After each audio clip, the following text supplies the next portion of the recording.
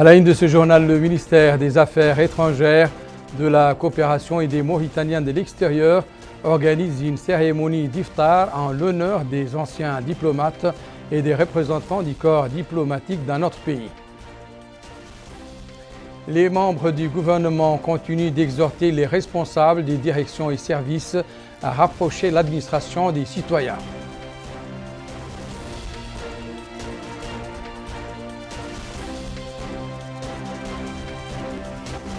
Le ministre de la Culture, de la Jeunesse, des Sports et des Relations avec le Parlement supervise la 9e édition du Festival des Nuits de louanges du Prophète.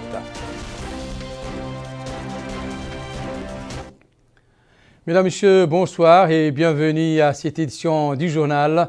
Hier soir, des anciens chefs de la diplomatie nationale et des représentants du corps diplomatique accrédité en Mauritanie étaient conviés à un iftar organisé en leur honneur par le ministère des Affaires étrangères, de la coopération et des Mauritaniens de l'extérieur.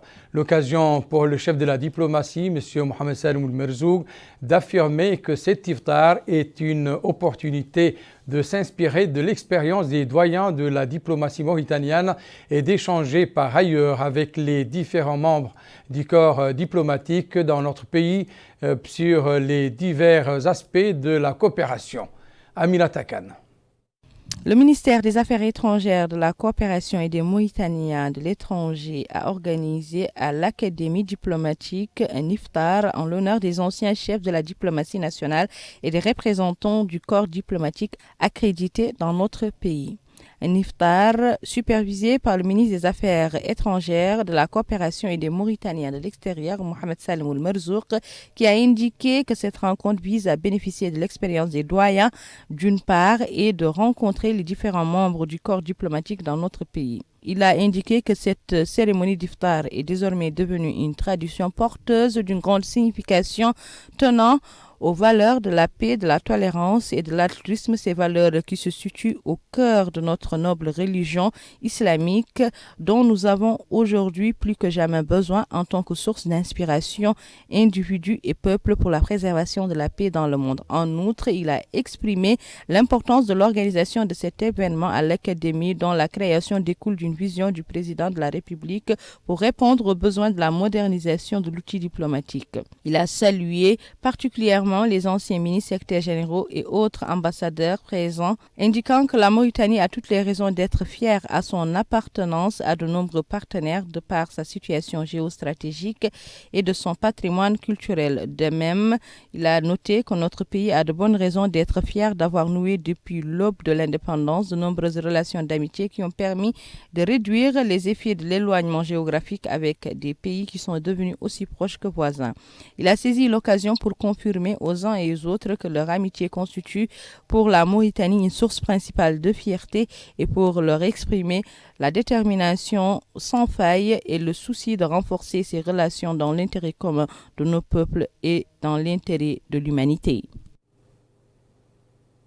Le ministre de l'Intérieur et de la décentralisation poursuit ses visites d'information et de prise de contact. Il s'est rendu aujourd'hui dans les locaux de la wilaya de Nouakchott-Ouest. M. Mohamed Ahmed Mohamed Lamine a insisté sur la nécessité de mobiliser toutes les énergies en termes de ressources humaines et de moyens matériels disponibles pour servir le citoyen. Mohamed Khattab.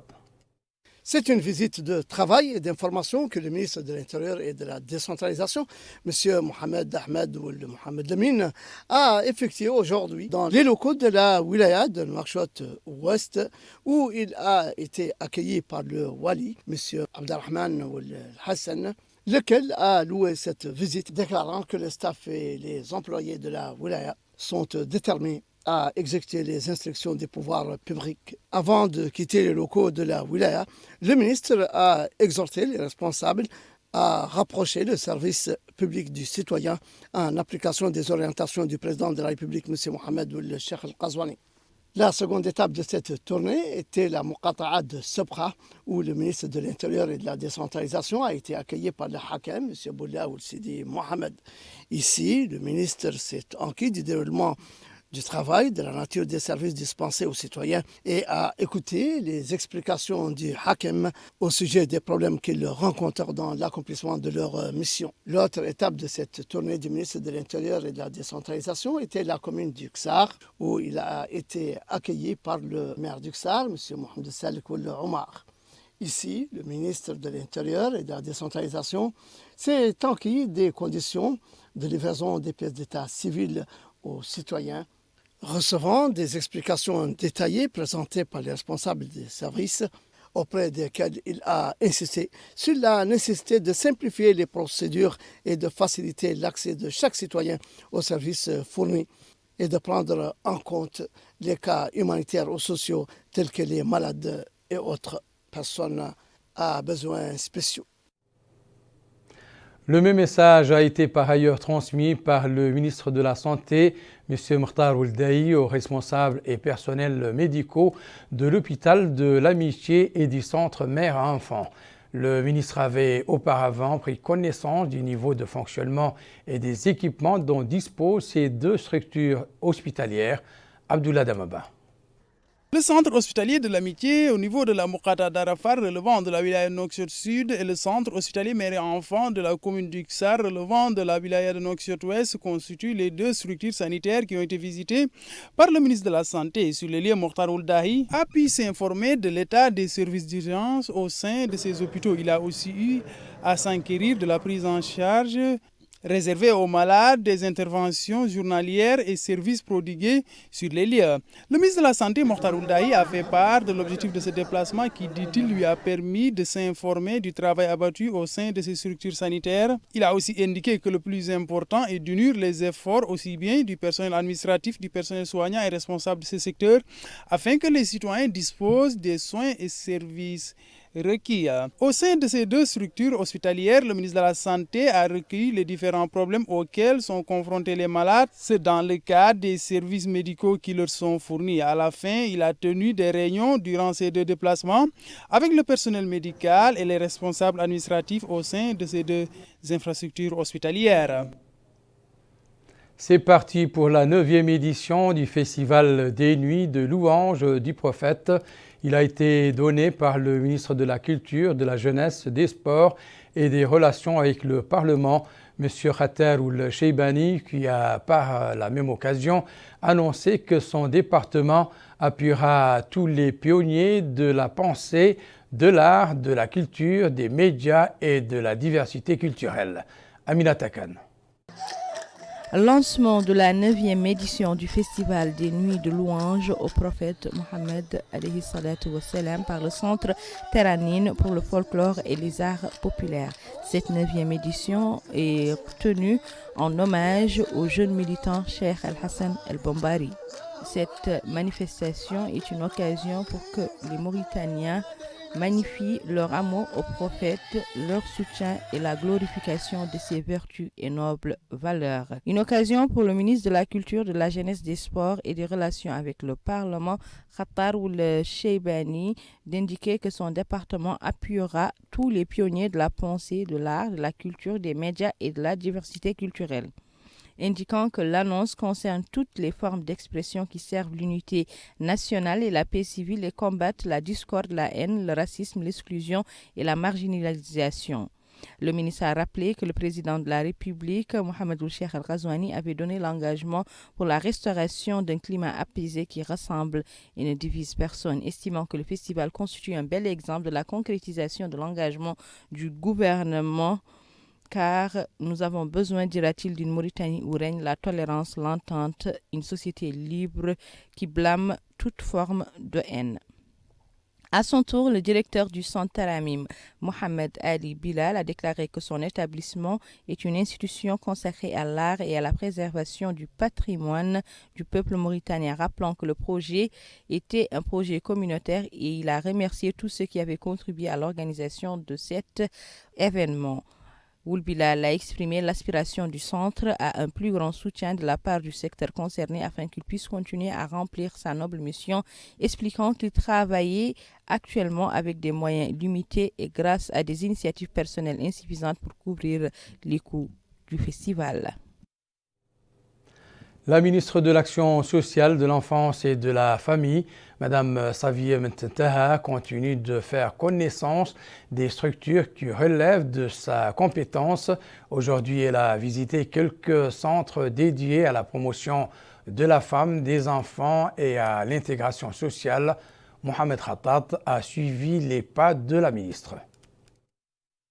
C'est dans l'esprit de la nouvelle politique de proximité des pouvoirs publics visant à fouetter la léthargie de l'administration en vue de la rapprocher des citoyens que la ministre de l'Action sociale, de l'Enfance et de la Famille, Mme Safié Mtentaha, a effectué aujourd'hui une visite de prise de contact et d'information dans certaines institutions et directions centrales de son département. L'école de l'action sociale était la première étape de cette tournée où Mme la ministre est venue prendre connaissance du fonctionnement et des différentes formations qu'elle offre. Ici, la ministre et sa délégation ont écouté des explications détaillées des responsables de cette structure à travers un exposé présenté par le directeur de la chaîne La Famille où il est revenu sur les programmes de formation dont bénéficient les étudiants. La ministre s'est ensuite rendue au centre de formation et de promotion féminine, établissement public à caractère administratif relevant de son département, où elle a visité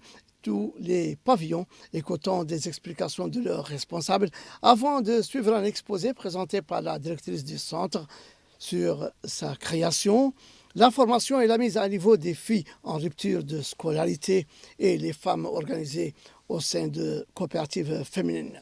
Par la suite, Madame la ministre s'est rendue au centre de formation et de promotion sociale des enfants en situation de handicap à Avat, qui offre des formations adaptées aux handicapés afin de leur permettre de s'insérer dans la vie active. Le centre de protection et d'insertion sociale des enfants de Tevrarzene était la dernière étape de cette tournée. Ici, 494 enfants déjà reçus par cette structure ont pu être insérés, ce qui en fait une structure qui joue un rôle important dans la lutte contre la perdition scolaire et qui est à même de limiter le phénomène des enfants de la rue.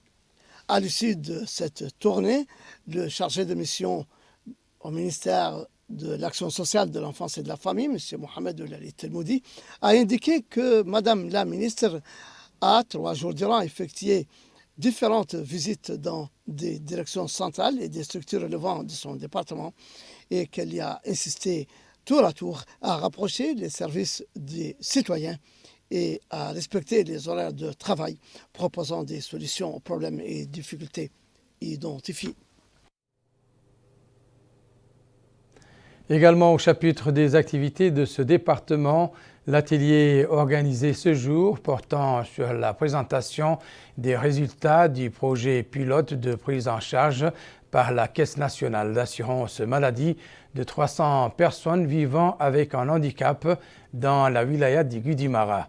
Plus de détails avec Abdullah Damaba. Ces rencontres entrent dans le cadre de la mise en œuvre du projet de prise en charge de l'assurance médicale au profit de 300 personnes en situation de handicap au niveau de la wilaya du Guidimaha. Parmi les acquis enregistrés au profit des personnes en situation de handicap, on peut citer à titre d'exemple la multiplication du nombre de familles bénéficiant de transferts monétaires aux enfants polyhandicapés pour atteindre 604 familles cette année. La poursuite dans la production et distribution des cartes de personnes handicapées, en plus de faire bénéficier environ 2000 personnes handicapées de l'assurance maladie. Et dans le domaine de l'accès à l'emploi, nous avons lancé au cours de la période écoulée un programme de financement d'environ 3800 personnes handicapées, dont jusqu'ici 2000 personnes ont bénéficié de financements générateurs de projets. Cette activité s'inscrit également au niveau de la stratégie nationale de protection sociale. C'est dans ce contexte que le BIT, à côté des autres agences sœurs des Nations Unies en Mauritanie, comme les PAM et UNICEF, s'est engagé à travers d'un projet conjoint de développement d'un système intégré de protection sociale au Guidimaha, à soutenir la prise en charge de la cotisation annuelle des 300 handicapés du Guidimaha dans cette région d'intervention du projet, qui est la région prioritaire du projet, et c'est les cotisations au niveau de la Caisse nationale d'assurance maladie. Cet atelier s'est tenu en présence d'acteurs de la société civile. L'humanitaire continue d'occuper une place de choix durant ce mois béni de Ramadan qui commence à tirer sur sa fin. À Dar Naïm, une enveloppe de près de 19 millions d'émerauds a été offerte par la commune à des imams de mosquées, des chers de Mahadra, des organisations de la société civile et des coopératives féminines. Ce n'est pas tout, 500 paniers alimentaires étaient également distribués dans le cadre de l'opération Rupture du jeûne, Iftar qu'organise la commune annuellement Absalo. La mairie de Dar Naïm a offert à ce jour une aide financière de l'ordre de 18 810 000 émerauds au profit de plus de 1583 familles. La cérémonie s'est déroulée en présence du Hakem, de la Mourata, des autorités sécuritaires, des membres du conseil principal, d'un nombre public et des imams de mosquées, entre autres. À cette occasion, le maire de Dar Naïm a indiqué que l'intérêt porté par son institution aux familles vulnérables s'inscrit dans le cadre de la politique générale adoptée par le gouvernement visant à aider les plus démunis. Il a également ajouté que la commune considère cette aide comme une priorité. Le directeur régional des affaires islamiques et de l'enseignement a quant à lui fait part de ses remerciements à la commune de Dar Naïm pour cette aide généreuse offerte aux habitants. Nous allons à présent nous rendre dans le périmètre de Rizicole de Kaïdi où l'eau coule à flot dans les canaux d'irrigation. En effet, le Wali du Gorgol a procédé aujourd'hui à cette opération des eaux qui constituait une doléance capitale des agriculteurs. Amina Mitrlil. C'est à partir de la station de pompage d'eau de la ville de Kaïdi que le Wali du Gorgol, Ahmed Naoudsidba, a donné le coup d'envoi des travaux d'irrigation. Une action tant attendue après une période de sécheresse qui a conduit à l'arrêt quasi total de l'activité agricole dans la zone. Le démarrage des travaux de la station, après l'installation des groupes électrogènes, a réanimé la zone et donné espoir aux riziculteurs qui visent actuellement l'autosuffisance alimentaire. Intervenant à l'occasion, le Wali du Gorgol, M. Ahmed Naoudsidba, a expliqué que c'est la première fois de l'histoire de la ferme qui existe depuis les années 70 qu'elle dispose de 5 pompes toutes opérationnelles opérant en même temps, dont 4 en service et une de réserve. L'intérêt, poursuit le Wali, qu'accorde le président de la République, M. Mohamed El-Cheikh Al-Ghazouani, au secteur agricole, s'est traduit cette fois-ci par la réincarnation de la ferme, qui, en 2020, était abandonnée depuis 3 ans et ne disposait pas de pompe en service. L'état actuel de la ferme, conclut-il, doit motiver les agriculteurs et les inciter à s'intéresser davantage à l'autosuffisance alimentaire, surtout dans un contexte mondial marqué de plus en plus par la rareté des denrées alimentaires. La Société nationale du développement rural, SONADER, accompagne les efforts des agriculteurs par l'encadrement et le conseil, en plus de la mise à disposition de moyens matériels dont l'eau et les équipements agricoles. La présente campagne agricole vise, selon le directeur régional de la SONADER à Kaïdi, Djibril Ousmane Khan, à consacrer plus de 400 hectares à la riziculture, vu que les obstacles habituels d'irrigation et d'engrais ont déjà été surmontés. Il a enfin exhorté les agriculteurs à payer leurs impôts à temps afin de permettre la fluidité des travaux et la transition d'une campagne à une autre avec facilité. Les efforts consentis des pouvoirs publics et des acteurs du domaine agricole permettront de profiter de la qualité des terres cultivables mauritaniennes disponibles au bord du fleuve et de se rapprocher à la fin de chaque campagne agricole un peu plus de l'autosuffisance alimentaire. Après le Gorgol Hod El Gharbi, dont le Wali s'est réuni aujourd'hui avec les représentants des partis, des formations politiques au niveau de la wilaya. L'ordre du jour de la réunion était centré sur l'explication des nouvelles orientations portant sur la nécessité de poursuivre à l'occasion l'action publique au service des citoyens, de même qu'à informer ses interlocuteurs sur les mesures prises dans ce domaine.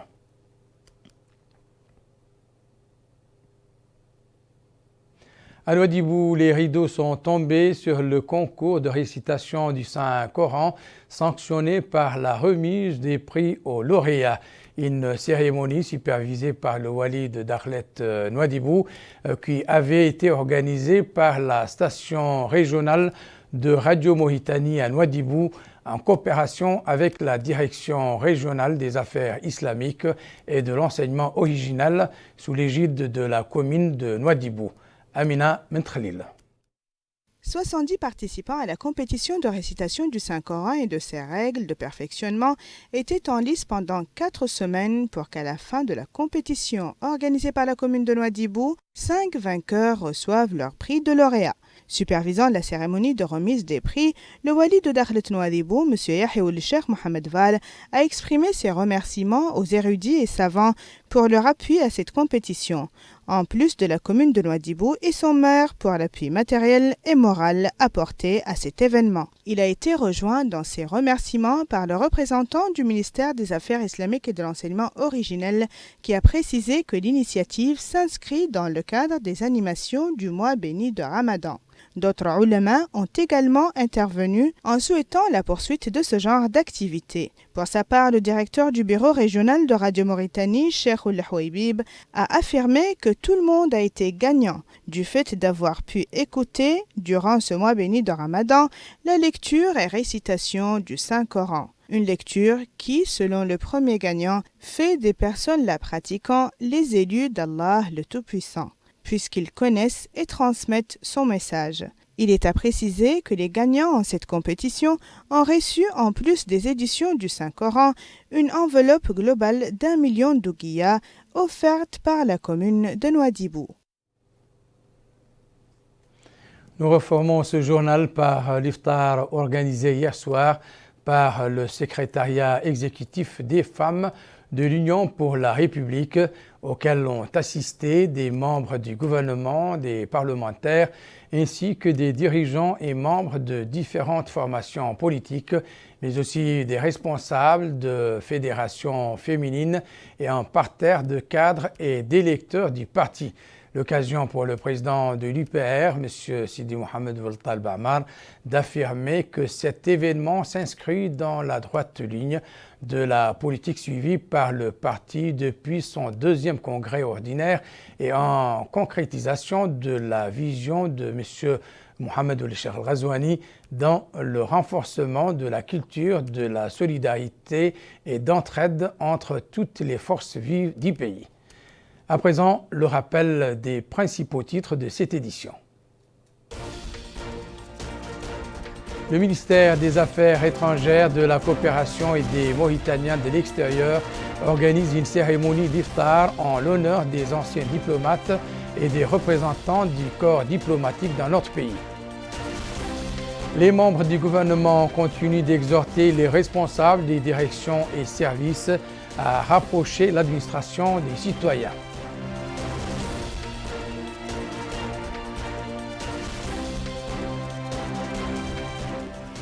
Le ministre de la Culture, de la Jeunesse, des Sports et des Relations avec le Parlement supervise la 9e édition du Festival des Nuits de louanges du Prophète.